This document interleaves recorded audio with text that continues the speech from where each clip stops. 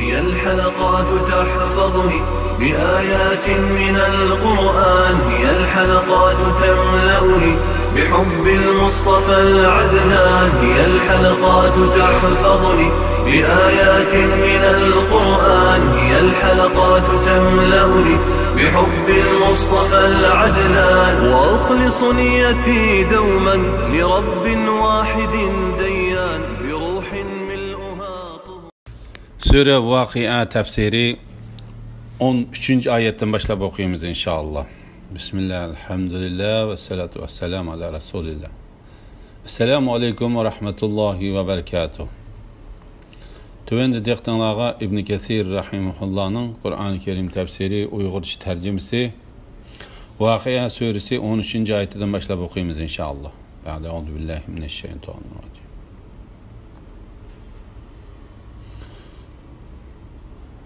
Bula ötkenkilerinin içinde köptür. Keyinkilerinin içinde azdır.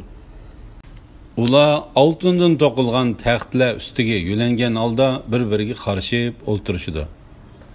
Qerimay hamisha bir xil turdigan g'ilmonlar eqib turgan sharobdan to'ldirilgan piyola, chaynak, jamlarni ularga aylanib sunib turdi. U sharobni ichish bilan ularning beshi og'rimaydi, mast bo'lmaydi. Ularga ixtiyor qilgan mevalar va ko'ngillar taqqan qush go'shtlari berildi. Ularga sadabning ichidagi go'harga o'xshaydigan shahlo ko'zlik ho'rlar berildi. Bu ularning qilgan yaxshi amallarini mukofotlash uchundir. Ular jannatda behuda va yolg'on so'zlarni anglamaydi. Faqat salom sözünü anlaydı. Yaxşı işlerini en aldığı qiyğuçular ve ulağı verildiğin mükafat doğrusunda.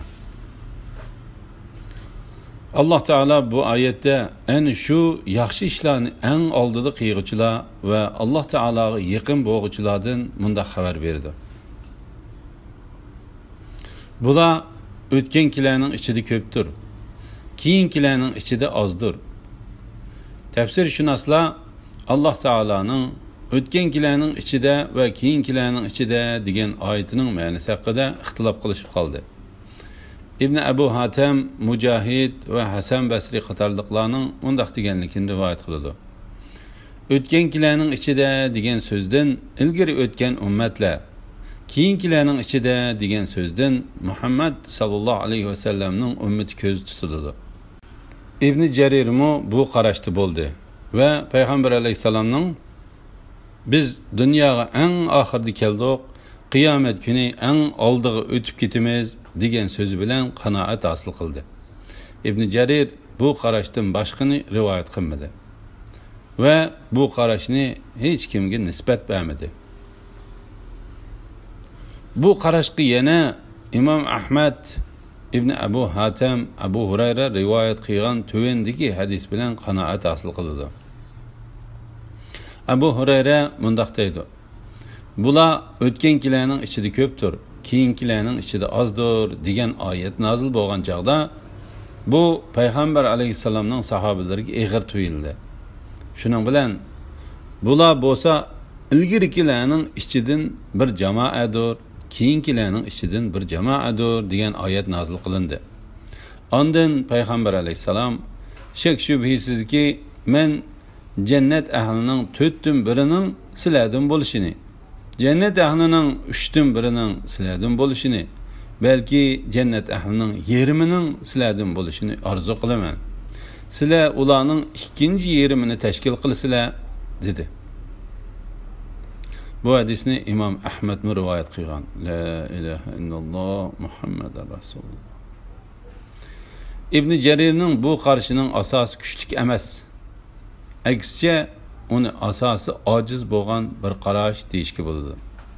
Chunki Muhammad alayhisalomning ummati Qur'onning ko'rsatmasi bo'yicha ummatlarning eng yaxshisidir. Allah Teala'ga yaqin bandalarning bu ummatga qaraganda boshqa ummatlarda ko'p bo'lishi aqlga uyg'un emas. Balki dalillarga asoslanganmi Allah Taalaga yaqin bandalar boshqa ummatlarga qaraganda bu ummatdan ko'p bo'ladi. İkinci qarash, Allah Taalaning bular o'tgan kilarning ichida ko'pdir degan oyatidan Muhammad alayhisalomning ummatidan dastlabda o'tgan ummatlari keyingilarning ichida ozdir degan oyatidan Muhammad alayhisalomning ummatidan keyin keladigan ummatlar ko'z tutilishidan iboratdir. Mana bu kuchli qarashdir. İbn Abu Hatem Sari ibn Yahyaning mundaq deganligini rivoyat qiladi. Hasan 3-chi firqa yaxshi ishlarni eng oldida qilguvchilar bo'lib, ular jannatga eng oldida kirguchilardir. Ular nozu ne'matlik jannatlarda Allohga yaqin bo'lguvchilardir. Bular o'tgankilarning ichida ko'pdir, keyingilarning ichida ozdir degan oyatni o'qib, bular Muhammad alayhisalomning ummatidan burunqilar ichida ko'pdir dedi. Muhammad ibn Sirin bular o'tgankilarning ichida ko'pdir, keyingilarning ichida ozdir degan bu oyat haqida sahobalar bularning hammasi bu ummatim bo'ladi deydi. Yoki shundoq bo'lishini orzu qiladi dedi. Hasan bilan ibn Sirinning so'zlari bularning hammasining mushu ummatim bo'ladiganligini ko'rsatib berdi. Her bir ummetin dastlabda o'tganlarning oxirida o'tganlardan yaxshi bo'ladiganligida hech shak yo'qdir. Bu oyat bütün ummatlarni, her bir ummatni o'z ichiga yarasha bütün ummatlarni umum yuzlik o'z ichiga olgan bo'lishimi ehtimolga yaqindir.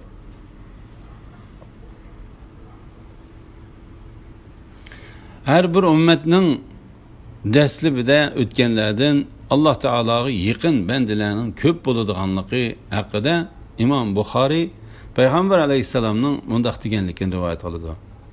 İnsanlarning eng yaxshisi mening zamonimda o'tganlardir. Ondan ulardan keyin keladiganlardir. Ondan ulardan keyin keladiganlardir.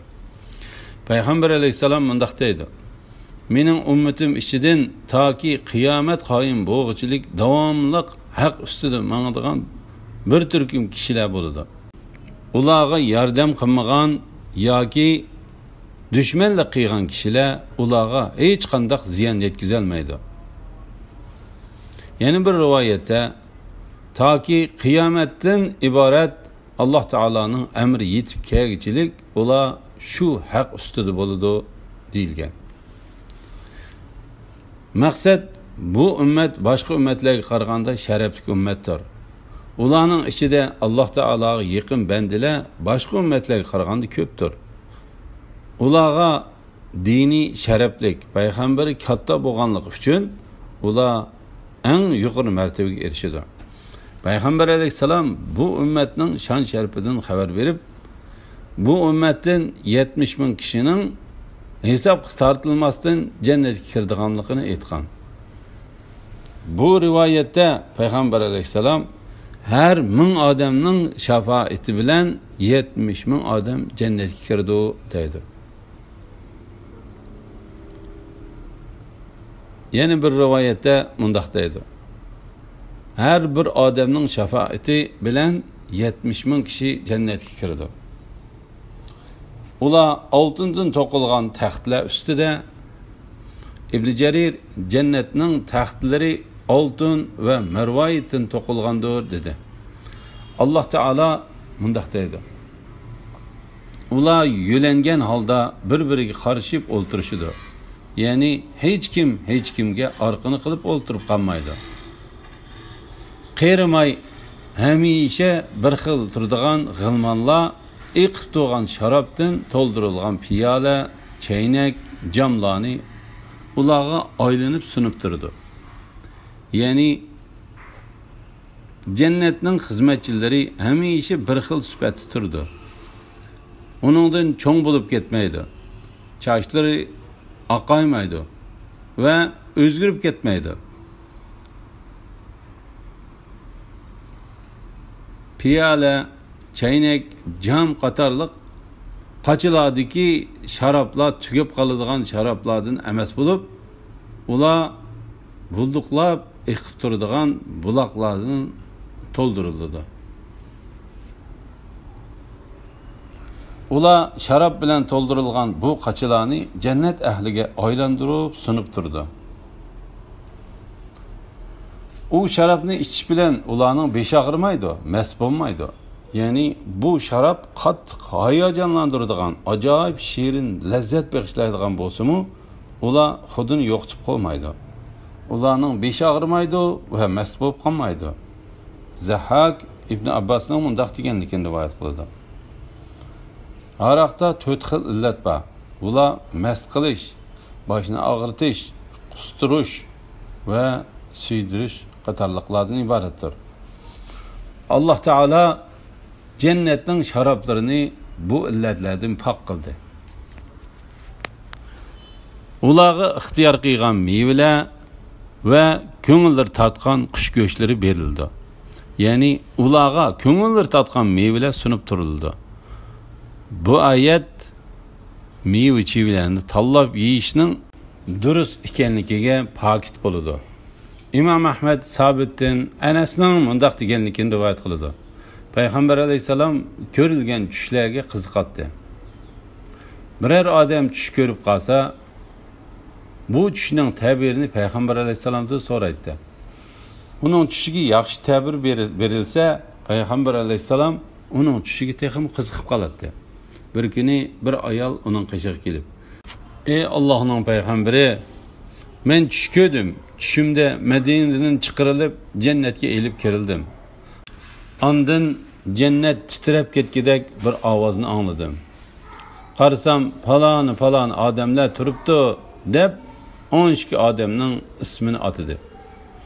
Payg'ambar alayhisalom shuningdan ilgari urushga bir qo'shin avatgan edi. U ayol tushini davom qilib, u odamlarning kiyim-kechaklari to'pig'i milangan, tomirlaridan qon chachrab chiqayotgan holatda elib kelindi. Farishtalarga bu odamlarni Baydaq degan o'stanga elib beringlar deyildi. Ular u o'stangda cho'milib chiqdi. Ularning yuzlari to'lin oydek nurliq bo'lib ketgan edi. Ularga bir oltin patnusda to'n xormalardan elib kelindi. Ular uningdan xohlagancha elib yedi. Ular patnusni uyoq buyoqlarga o'rsa, har yuzidan ular xohlagan mevalar chiqardi. Ular uningdan xohlagancha yeydi. Men ular bilan qo'shilib mevalardan yedim, dedi. Uzun o'tmay eliq urushga avatilgan qo'shindan xabarchi kelib, urushda mundaq ishlar bo'lib o'tdi, falonlar shahid bo'ldi deb 12 odamning ismini atadi. Shuning bilan Payg'ambar alayhisalom eliq tush ko'rgan ayolni chaqirtib kelib, "Tushingizni so'zlab bering" dedi. U ayol tushini qayta so'zlab berib, xabarchi degan odamlarni bir-birlab sanab berdi. Va ko'ngillari tortgan qush go'shtlari berildi. İmam Ahmed Anas'dan Payg'ambar alayhisalomning mundaq deganligini rivoyat qiladi. Shak shubhisizki, jannatning qushlari to'gidek cho'nglikda bo'lib, jannatning dal-daraxtlari orasida o'tlaydi. Abu Bakr, "Ey Allohning payg'ambari, men bu qushlarni nihoyat semizmikin deb o'ylayman" dedi. Payg'ambar alayhisalom, "U qushni yegan kishi nihoyat huzurlandi" deb bu so'zni 3 qatim takrorladi. Va men sening u qushning go'shini yeydigan odamlardan bo'lishingni albatta orzu qilaman dedi. Ularga sadafning ichidagi go'harga o'xshaydigan shahlo ko'zlik ho'rlar berildi. Ya'ni shahlo ko'zlik ho'rlar oqliqda va suzuklikda o'l marvoyatga o'xshaydi. Bu vaqtda sura Saffotdimi ular oqliqda go'yo qo'l tegmay saqlangan to'yga qushning tuxumlariga o'xshaydi degan oyat bayon qilindi.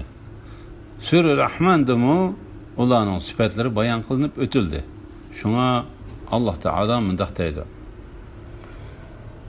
"Bu ularning qilgan yaxshi amallarini mukofotlash uchundir. ya'ni biz ularga bergan bu narsalar ularning yaxshi amallari uchun berilgan mukofotdir. Ular cennette behuda ve yalgan sözlerini anlamaydı. Fakat salam sözlerini anlaydı. Yani ular cennette behuda sözlerini yoki kamsitish ve mesxir qilish ma'nosini o'z ichiga olgan sözlerini anlamaydı. Allah Teala bu vaqtda mundaq deydi. Bu yerde yaman söz anlamaydı. Yani ular bir-biriga qabih so'zlarni qilmaydi. Ular faqat bir-biri bilan chiroylicha salomlashadi. Alloh taolo bu vaqtda mundaq deydi. Ularning jannatdagi duosi: "Ey Rabbimiz, biz seni pok deb e'tiqod qilamiz" deyishdan iborat. Ularning jannatda bir-biriga beradigan salomi ahli do'zax chekayotgan azobdan aman bo'lg'aysan, ya'ni Assalamu aleykum deyishdan ibarettir. Ularning sözlerimi behuda ve günah bo'ladigan sözlerden xolidir. Alhamdulillah, yuqorida Sura Dariyat tafsiridan 26 oyatgacha angladinglar. Oxirini keyin qitimliq o'qishimiz davomlashtiramiz inshaalloh. Va sallallohu ala Muhammad va ala alihi va sahbihi va sallam. Assalomu alaykum va rahmatullohi va barakatuh.